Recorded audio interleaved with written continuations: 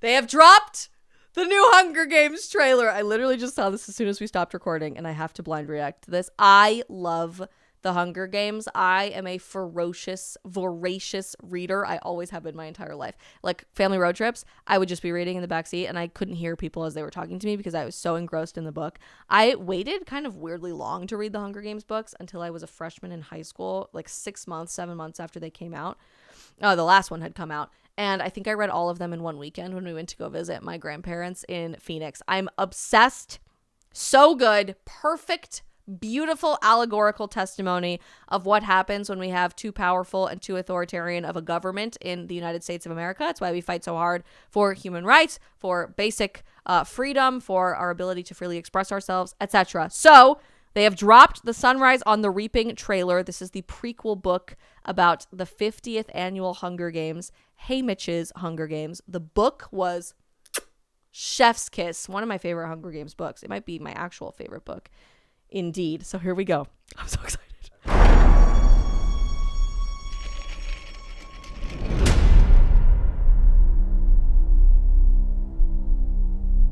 This is so intense.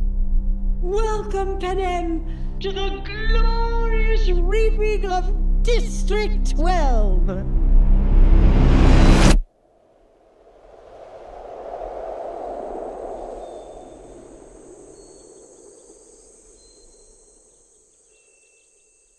Twice the number of tributes.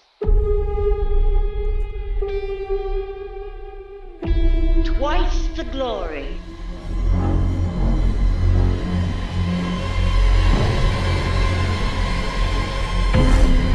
It's time for the second quarter quell.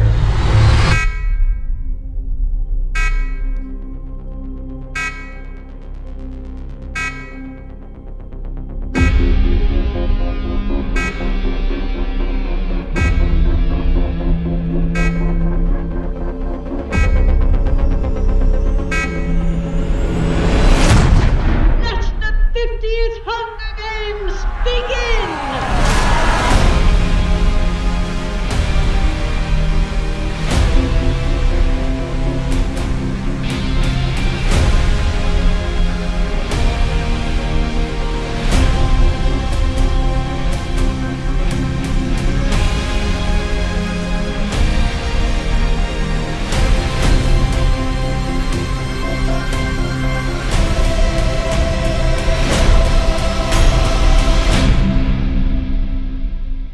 I think these games are going to be different.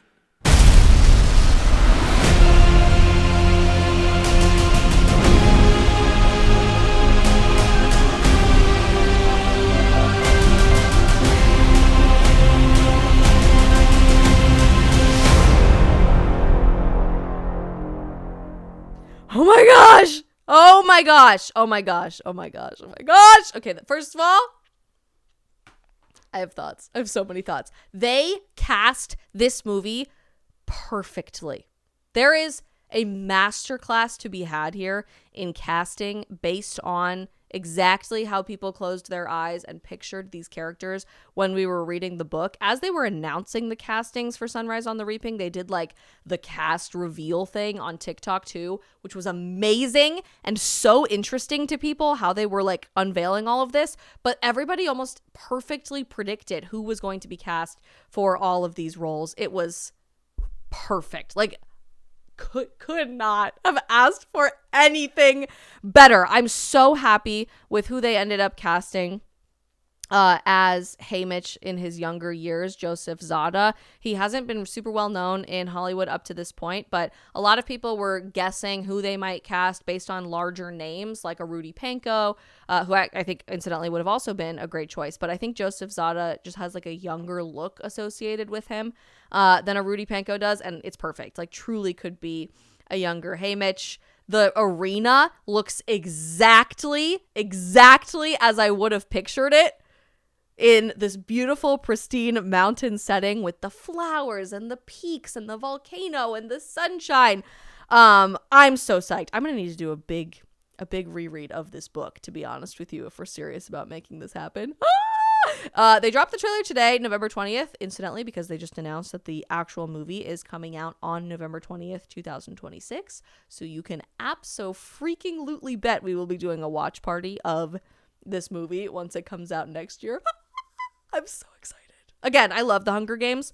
This goes back to my larger thesis that every single great story throughout all of human history has big government as the bad guys. Interesting how all of that works. And usually it's a ragtag group of teenage kids that are willing to fight to the death, fight with laying their own life down to secure and preserve freedom for the next generation and the next one after that and the next one after that. And what I loved about this particular book from Suzanne Collins, Sunrise on the Reaping, about Haymitch's Games, which again is the 50th annual Hunger Games. When we meet Katniss Everdeen, it's the 74th annual Hunger Games.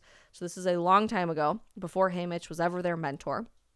What I love about this book is it really showed how long it took the seeds to be planted for an actual revolution to take place. We're meeting characters, again, in their earlier years that we've known about for years and years and years at this point. Later on, 25 years later, in the midst of the revolution that overthrows the Capitol eventually, where they do restore free and fair elections. They allow people to elect their government representatives. They restore a general sense of human rights again around the entire country of Panem, which previously was the United States of America. But when you're meeting these characters like Plutarch Heavensbee and Effie Trinket and, of course, Haymitch Abernathy, you're meeting them as they're starting to see the need for a legitimate revolution 25 years before it ever even happens. And the steps that they are willing to take throughout that journey to lay the groundwork and the foundation that ultimately will secure freedom for all of the next several generations to come. It's so beautifully indicative of the work that it takes to change culture long term, that it can't just be an overnight process, but it's the work, it's the planning, it's the execution, and it's the consistency that it takes to change a country and to change a people. I think it's so applicable to the world that we're living in right now. I could just freak out. I love the Hunger Games. I love who they cast in this movie. I love this author. It's so exciting. I will see you, apparently, a year from today in line to watch this movie. Mark my words.